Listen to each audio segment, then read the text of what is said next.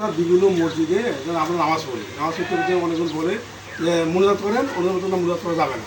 এটা বলেন তো কোনটা সঠিক? আসলে বিষয়টা নিয়ে আমরা বাড়াবাড়ি করি, আবার ছাড়াছাড়িও করি।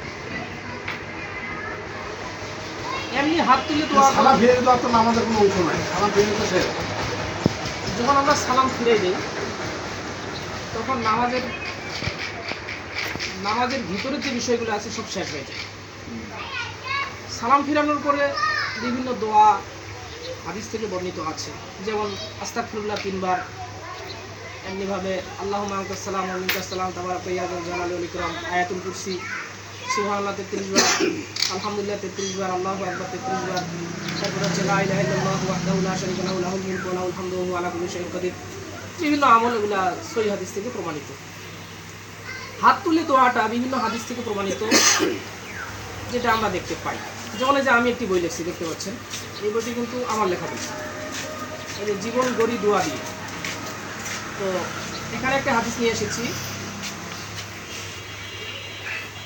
রাসূলুল্লাহ সাল্লাল্লাহু আলাইহি ওয়াসাল্লাম এক ব্যক্তির কথা উল্লেখ করলেন, দীর্ঘ সফরের ক্লান্তিতে যার মাথার চুল বিক্ষিপ্ত, অবিন্যস্ত এবং সারা শরীর ধুলি মলিন, সে আসমানের দিকে হাত দারাজ করে বলে, হে আল্লাহ, হে আমার প্রতিপালক, অথচ তার খাদ্য ও পানীয় হারাম, তার পোশাক হারাম, তার জীবন জীবিকাও হারাম। এমত অবস্থায় তার দোয়া কীভাবে কবুল হতে পারে? হাদিসটি সুনানি তিরমিজি 2989 নম্বর হাদিস। এখানে আমরা পেলাম যে হাত দারাজ করে দোয়া করতেছে। নামাজের সঙ্গে হাত দারাজ করে দোয়া করার এটা কোনো সম্পর্ক নেই। এমনি হাত তুলে দোয়া করা যায়, বিভিন্ন অন্যান্য হাদিস থেকে এটা প্রমাণিত আছে। সুতরাং আমরা নামাজের সঙ্গে হাত তুলে দোয়া করতেই হবে, এটাকে রিলেটিভ মনে করবো না। এমনি যদি কেউ দোয়া করতে চায়, আল্লাহর কাছে চোখের পানি ফেলাইতে চায়, অবশ্যই করতে পারে। আমার মনে হয় এগুলো নিয়ে বারবারই না করাই উচিত।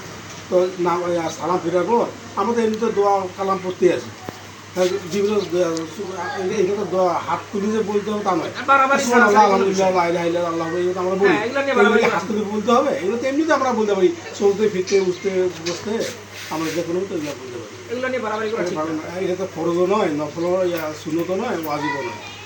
এগুলো নিয়ে অনেক কথা। ঠিক আছে, আচ্ছা, আসসালামু আলাইকুম।